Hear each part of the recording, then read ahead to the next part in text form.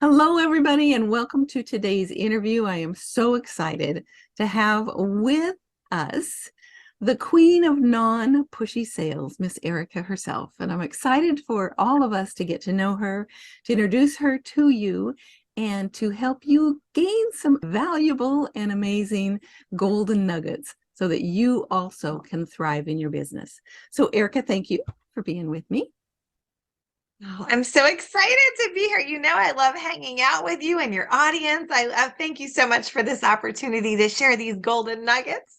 Oh, I'm excited. So, would you be so kind as to give us just a little snippet of how you even got into sales and why the non-pushy angle?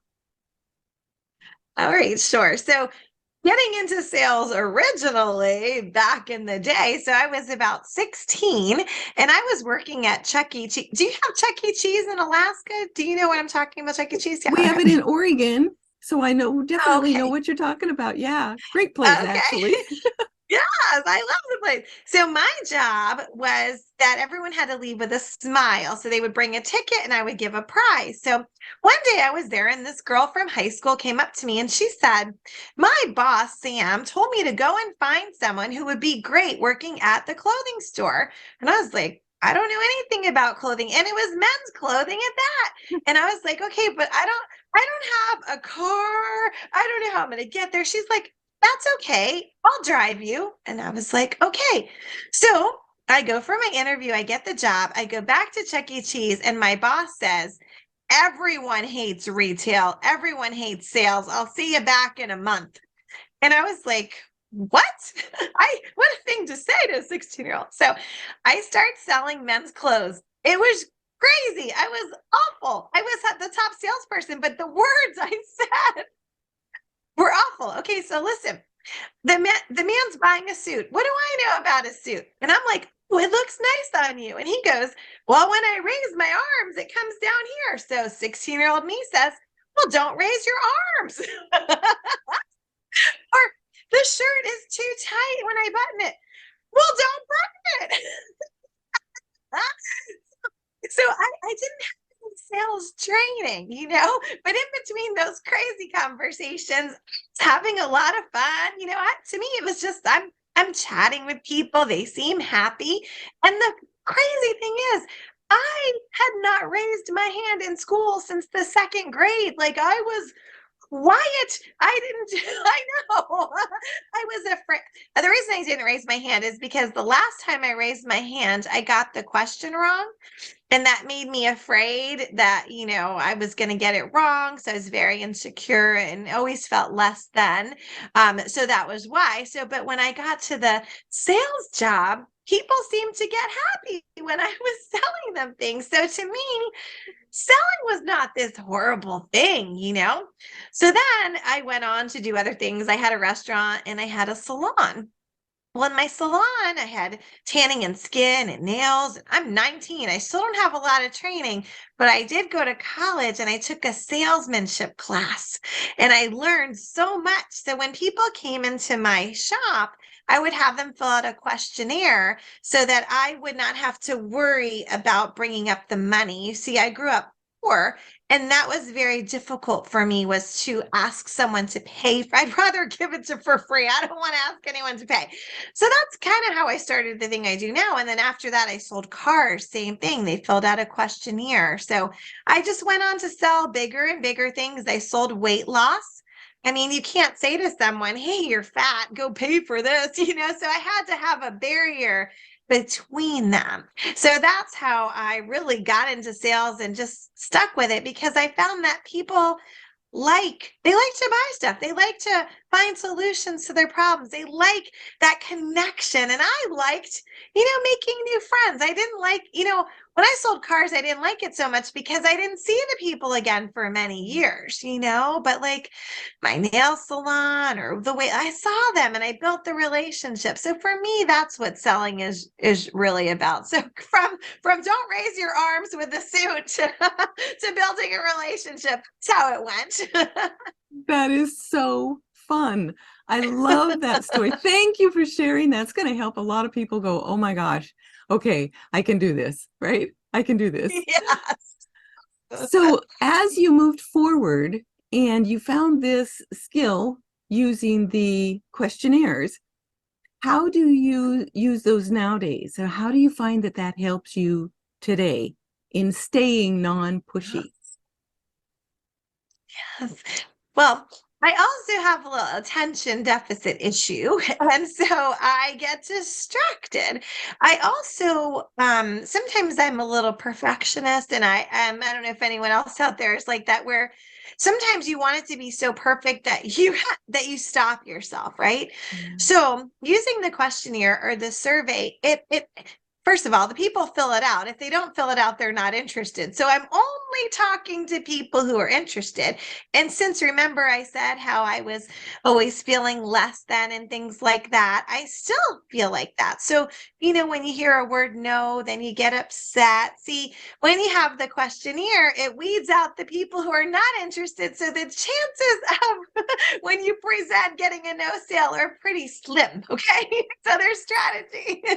So I have it, but it's a strategic survey. It's based on psychology and marketing. So they take this survey, and when they're done, they're like, what? You can help me. And they're excited to talk to you. So I have them fill out the survey, and then I present the solution. This is the key. Write this down, guys, to the problem that they said they have. And then it's so easy because they're excited for me to say, well, this is how much it costs, and then they buy. So I use it now. I have several businesses. I use it in my coaching. I do sales coaching. I use it in the beauty industry with the natural products. So I use it, and with the cars, I still work with car salespeople. So it works across the board for anybody. It has a product or service. Not so much a pizza parlor, because usually people come in and they know pepperoni, pineapple. That is so great. Now, did you have to develop all of your own questionnaire surveys? For the industries that I was in previously. Yes. And then did you use that Mhm. coming forward? I sure did. Yep. Well, in the nail business, like in beauty school, they give you some things you should ask people because of medical, right? You need to know if somebody's diabetic. So I can't say I made that part up, but I took some bits and pieces from the things, and legally when I had my tanning salon, like, are you pregnant? Did you have cancer? Like things like that I had to have in there. And then I added some things in that was going to help me. So I didn't have to really talk a whole lot about the money part. I needed them to tell me, why are you here? Basically, why do you want these fake nails? Why do you want the facial? For the weight loss, they had some questions that they suggested, and then I created my own. For car sales, I tweaked what they were asking because I talk to people like we're friends, right? Like if you were going to come and buy a car, you might not walk in and say, I want this V8 engine. I want blah, blah, blah, blah. Like, you might say, Erica, I want to make sure I have leather and heated seats. Do you know what I mean? Like our conversation would be a little different. So they had very technical, and I had more of the comfy and technical, So, because I think most people don't buy a car only for the engine. That's important, but they do want to know where the cup holders are, right? So I did create those or tweak them. And then now, in one of my programs, I actually give people their own surveys so they can get started right away. And I show them how to ask specific questions. So answered that question, sorry. No, that's great. That's great. So as you are working with your clients, I would love for our audience to know who are the clients that get fantastic results? What do they come to you looking for? And how open are they? Just kind of describe to each of us that client that you know wants you, needs you, and you'll be a perfect fit. Sure, yes. So a lot of times they're direct sellers, whether that's their side hustle, side gig, or their that's all they do full time, right? And they are showing up online, and they're talking all about how great their water is or whatever, but they're not making the sales. So now they're frustrated and then they're starting to take it personally, and then they're worried that maybe their friends are getting offended, or they've been told to cold message people and they feel yucky about that. So that is a really great person who comes to me and they say, I've got a fabulous product or service, but I'm very uncomfortable with the way I was told to do it, or I've tried some things and it's not working. So I teach them the blessing method, my 5 steps, and they're very successful. And a lot of times they get started right away versus putting it off. Sometimes we take a course or we work with someone and then we don't take action. But I believe in step by step, a recipe. I should put my chef hat on. I believe in a recipe. Like, if you're going to bake a cake, you put certain ingredients in, whip it up, add some, you don't just dump it in together. So if you go step by step, so maybe step 1 is attracting people to you and you're not ready for step 2. Take your time on step 1. I feel that people need to go with their comfort level. Some people will do all 5 steps in 2 weeks and have massive results. Some people will just do 1 or 2 steps. They still have results, right? But they might not be paying off their car that week, So it all depends. But you will be successful if you apply it. I do guarantee that my system works. That's cool. So here's another thing you said, a lot of times we invest in a program or a system and we have a hard time getting started. How do you keep your clients engaged so they want to do the actions that will get them the results? Well, clearly I'm fun. I just use laughter. Okay. So if you're boring, you might not like me.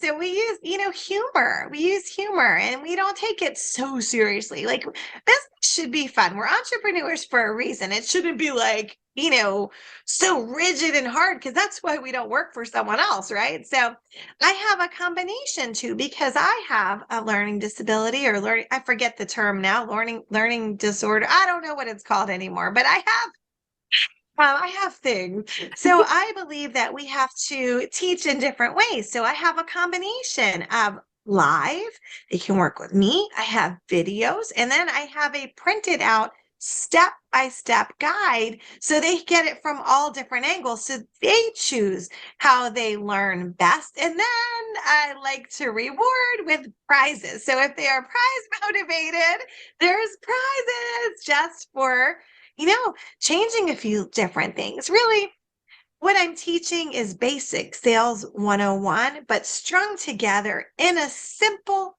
recipe where people can be very successful. Having that support where someone's there to hold your hand if you want that. Everyone, with the birds, right? Everyone's personality is different. Some people, they don't want to talk to me. They just want to do it on their own, and that's okay. But for those who like accountability or want to say, Erika, I read that, tell me what that means, I'm there. So, I guess I would say that I play to each personality, each bird type. That's right. That is beautiful. So I'm from the bird angle, I'm going to just remind people, if you are a leader, if you're outgoing, you're very strong, you're what we call a raptor, you're going to love the program because it will get you results. You can do it as quickly as you want on your own, no micromanaging, and you can get the financial results. If you're a heron, a detail, analytical minded person, she's got the bullet points, she's got the outline, she's got the printed version to be able to learn from and follow. If you are a songbird and reading is just like pulling your teeth out, Erika's your girl, because she's very fun. She's a songbird herself. She can't help it. So you're going to connect very, very easily, and she's going to keep it fun. So she's going to keep you engaged. And obviously, if you are a dove and you need that connection, you really value and thrive in a personal connection, then Erika has that because she has a heart for helping. So really, I commend you. You're definitely capable and are speaking all 4 flocks through your program. So that's a beautiful thing. I love it. Thank you. I didn't even realize I was doing it for all of them. So Yeah. yay. I'm proud Yes, too. you should be.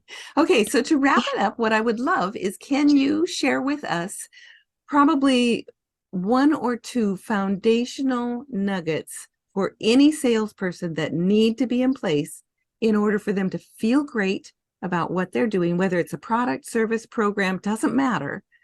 What is this number one or number two foundational golden nugget that has to be in place for them to really be successful and happy? All right, I got two. So get your fancy pens out and paper. Okay.